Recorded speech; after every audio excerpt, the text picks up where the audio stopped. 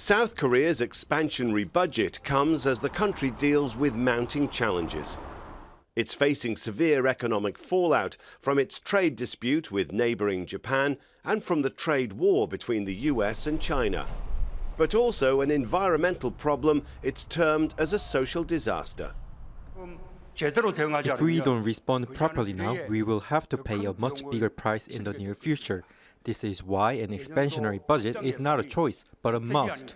As South Korea prepares for winter, it's also getting ready for what normally comes with it: toxic air.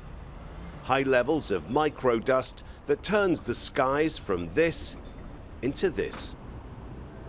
Spending on the environment will increase by nearly 20%, much of that earmarked to tackle air pollution. A new warning system allows the government to close schools, control vehicle use and shut down construction sites. But environmental groups say it's not enough. The budget to tackle microdust is higher than ever, which shows the government is taking the issue seriously. However, the government's policy mainly focuses on short-term measures. It lacks measures to reduce sources of microdust.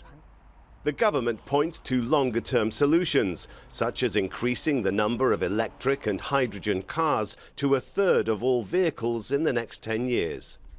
Also reducing the amount of power generated from fossil fuels, a task overseen by a presidential committee headed by a former UN Secretary-General. Our coal consumption is on the rise. Some are criticizing South Korea, even labeling us a climate villain. The goal is to reduce microdust emissions by 1/3 over the next 2 years. But there's little South Korea can do about pollution from neighbouring China, which increases as winter sets in and power plants burn more coal.